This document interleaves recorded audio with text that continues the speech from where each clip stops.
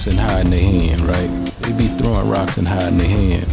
And I don't like them kind of individuals. A sucker's a nigga pick who he be fighting with. Right. Like if you sit in and you go, oh, I'm not going because this For him, but I think I can take him. So 50 Cent just went off on Jay Prince after Jay Prince tried to kick him out of Houston. And guess what? 50 ain't taking no prisoners this time. He's going after Jay Prince hard, exposing all the shady dealings behind his extortion plot. Jay Prince has been feeling the heat and allegedly sending his goons after 50 to disrupt his business. But trust 50 to fire back hard. He's already trolling Drince on IG and even dare him to pull up if he was really about it. 50 allegedly has receipts that could bring down Jay Prince's entire operation. Trust me, he doesn't want the smoke. But that's not to say Jay Prince himself doesn't pull serious weight in the streets of Houston. He still has guys that'll go to bat for him. And 50 might have to watch his back. This battle between two giants is going to be one for the books. So let's talk about it. Anyway, extorting people. Ain't no money in that. Real nigga ain't gonna have that no way. You know, check in for what? I mean, I don't want to impose or force. 50 Cent has had his foot on Jay Prince's neck for years, and their rivalry has always been fierce, borderline dangerous. 50 has made it clear he don't F with Jay Prince's whole checking-in program, and Jay Prince considers himself the king of Houston. Still, they had their little beef going on from the safety of their cities. 50 was holding it down in New York, while Jay Prince had the streets of hometown to himself. They didn't really have any reason to clash physically unless they ran into each other in person, which rarely happens, but everything changed when 50 Cent decided to bring the fight to Jay Prince's doorstep by moving to Houston. 50 didn't just go live in Houston, he moved his entire operation there. He first revealed this decision in a tweet saying, "I love New York, but I live in Houston now." I'll explain later. One of the reasons why he moved to Houston was because they had less taxes. He had previously ranted about New York taxes going up by 62%, which was hurting his business operations. Y'all know how businessmen like to run away from Uncle Sam's sticky fingers, but that wasn't the only reason. He had also previously expressed his wish to be plugged into the Houston hip-hop scene. As you know, Houston is one of the country's hotbeds of hip-hop, rap, and trap culture. 50 is a businessman who is very interested in entertainment, culture, arts, and people. He saw investing in Houston as the next big step to get those fat checks when the returns start rolling. And people have also suggested that 50 move to Houston because of his alcohol brand Branson Nagnack. Remember when 50 was going to all the Houston liquor stores showing off the bottles? Yes, some have speculated that he might have found a market for his brand in Houston, and he wanted to be able to touch base easily. However, Jay Prince didn't see it like this. Oh no, he was big mad and felt slighted that 50 Cent was encroaching on his territory. Allegedly, Jay Prince first tried to force 50 Cent to check in. He sent his crew to apply pressure, trying to make 50 drop some bans by force. But 50 wasn't about to allow such to happen. He quickly made it clear to Jay Prince that he had his own security, and he wasn't going to allow Jay Prince to extort him in the name of checking in. A sucker to me, a sucker's a pick who he be fighting with. Right. Like if you sit in and you go, oh, I'm not going because this. I won't fuck with him, but I'll fuck with this one. Yeah, I think I can take him. Right. You want to fight the nigga you think you can beat. And I call Jay Prince. But that only made Jay Prince more upset. Word on the curb is that he tried to enforce a no-fly zone on 50, but again, it didn't work because 50 made it clear he didn't play those types of games. And get this, 50 wasn't laying low so he wouldn't make Jay Prince mad. He was out there doing his thing, running his business, and even creating opportunities for his community. 50 Cent had planned to open a new film studio for his company, Gunnet Film, in Houston. The project was going to cost about $20 million. However, 50 hit the brakes on that project and decided to move the whole operation to Shreveport, Louisiana. So Melcy, you may not know this, you had the opportunity to take Houston, but you chose Shreveport. Yeah, and Houston didn't have the same. They embraced me good. Like I got out there, they showed me a lot of love. But Shreveport had the infrastructure already here, like even the taxes. In 2022, about a year after 50 moved to Houston, the mayor honored him with his own key to the city and a 50 Cent day to celebrate him. The event went down during the annual Thanksgiving Day parade. Mayor Sylvester Turner was full of praise for 50 Cent, calling him one of the most impactful people in the city. He called 50 a philanthropist, rapper, artist, business person who has helped out on so many causes in the city, especially the high schools turning high schoolers into entrepreneurs. Through his Gun ID program, the mayor then declared November 24th as 50 Cent's Day, telling him he would always have a home in Houston. You could feel the love pouring in from the crowd as they accepted 50 as one of them, and 50 also returned the energy in his acceptance speech. Came to the city of Houston, but he didn't just come here to live. He has been helping out on so many causes in this city. And especially, he has been in our high schools, turning our high school students into entrepreneurs with his Unity Camp program. I've seen him firsthand. This city has been elevated because of his presence. And so today, we have the honor of saying to him, he's our 2022 Grand Marshal. Give it up to Curtis 50 Jackson. Now, before I call on him to speak, let me present you first a key to the city of Houston. Anywhere you go, 550 buildings, use the key, the door will swing wide open. But while 50 was being celebrated, J. Prince was somewhere grinding his teeth and punching the wall because 50 was becoming the top dog in his city. But here's the thing, the facts don't lie. It's easy to see why 50 would be given the keys to the city, while J. Prince is pushed to the side and treated like some thug. Since 50 Cent got to Houston, he has used his coins to uplift his community and support some welfare programs through his Gun It Foundation. For instance, he launched the Gun ID Business Lab, an educational intervention program created to help develop the entrepreneurial skills of high school students in the Houston International School District.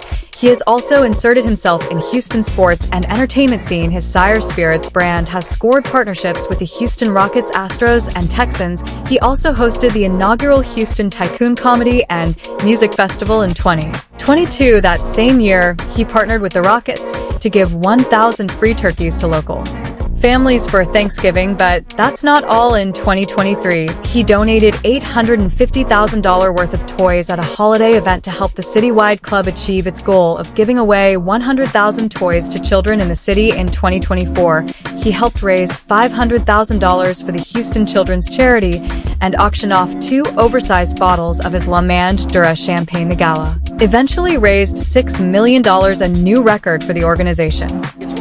Matter of fact, God darn it, 50 Cent, get out here. Come on. I know all the time I've spent with him, we've had some great times. He even tried to tell me some please one night. I gotta hang out with the people that can buy this stuff from me.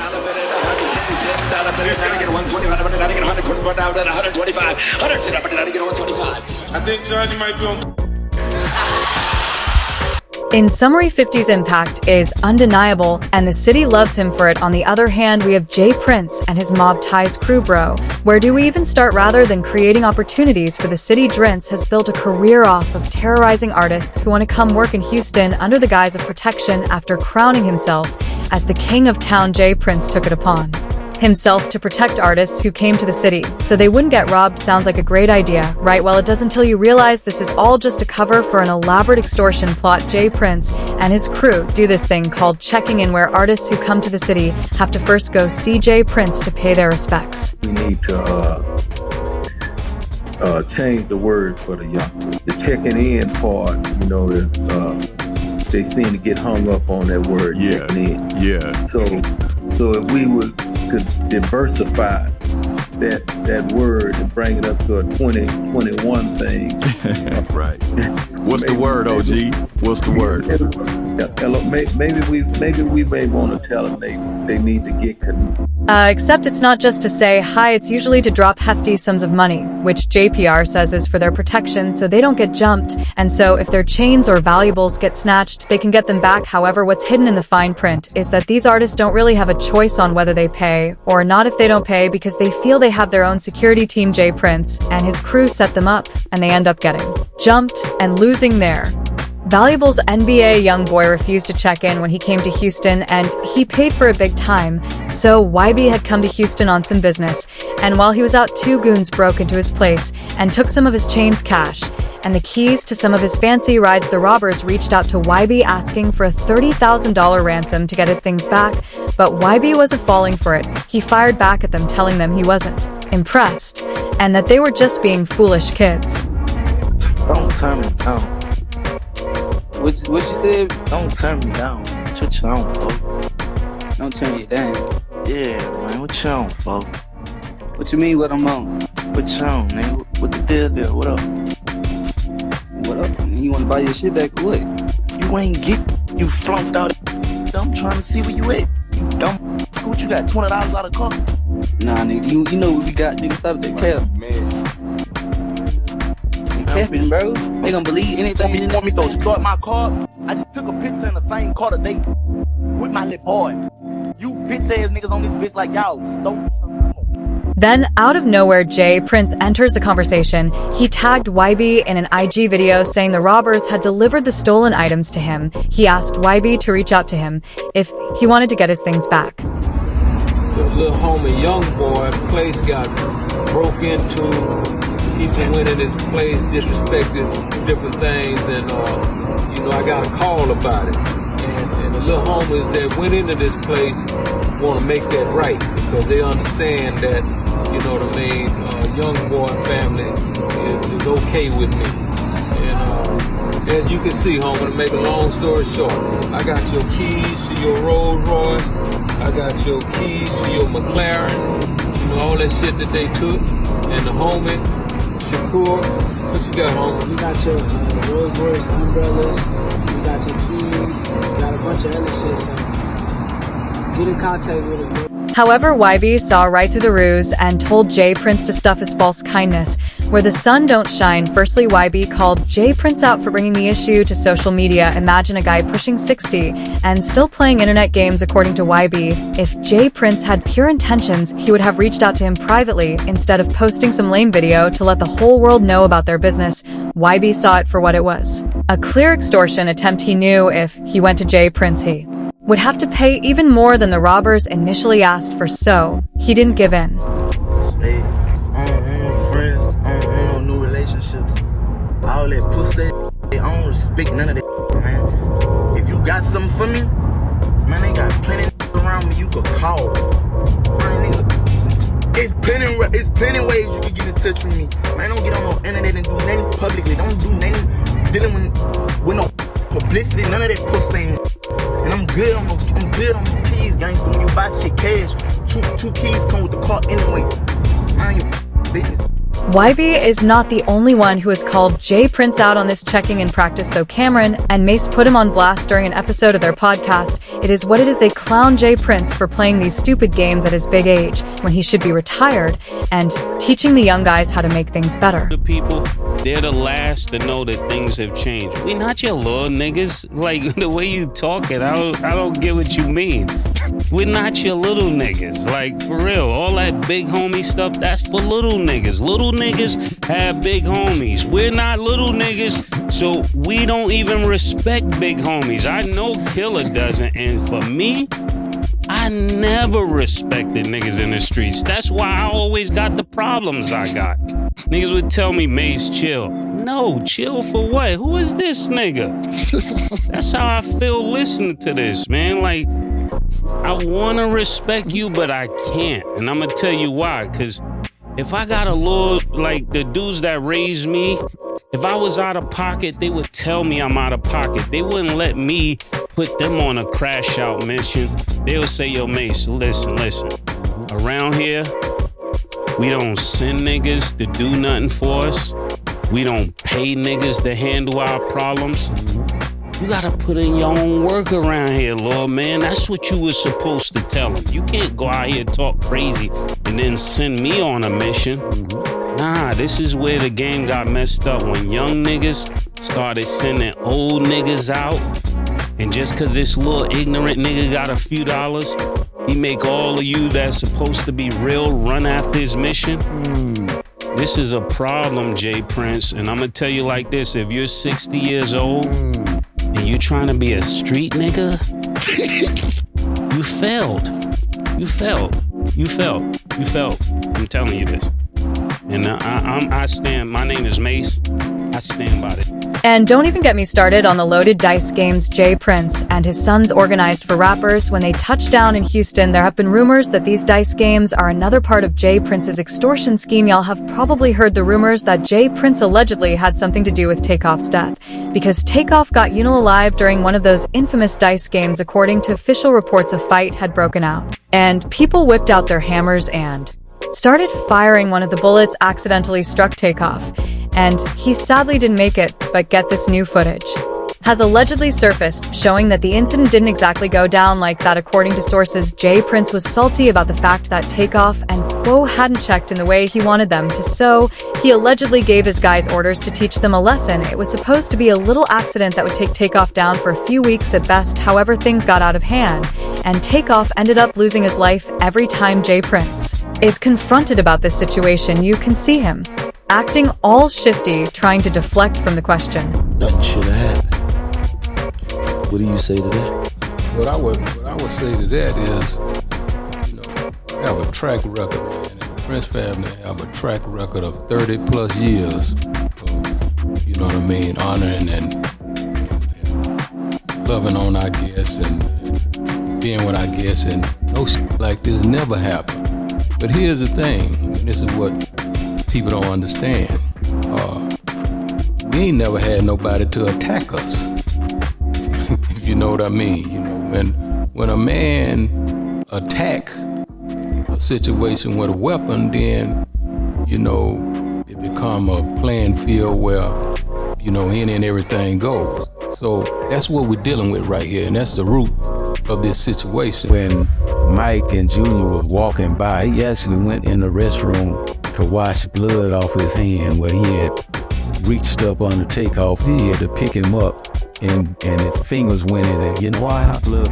People are talking, and it doesn't help that Takeoff isn't the only person who has lost his life after attending one of those cursed dice games. Remember Duke the jeweler? Yeah, he thought he had hit it big after winning $100,000 at a dice game. Little did he know that it was a setup. Before he could even make it to his car, he got ambushed, and everything he had was taken from him. Sadly, they didn't even let him keep his life. So between 50 Cent and Jay Prince, it's easy to see who has had a more positive impact on the city of Houston, and why 50 and Drince will never be on the same level. Now here's where it gets dicey. Allegedly, Jay Prince has been plotting on how to take 50 down and close his operations in Houston. However, before he could put those plans in motion, 50's drama with Big Meech started. Jay Prince always took sides with Big Meech, and rumor has it that he sent some of his goons after 50 to warn him to back off. Play with people intelligence the way they play with people intelligence and intellect, the way they do today.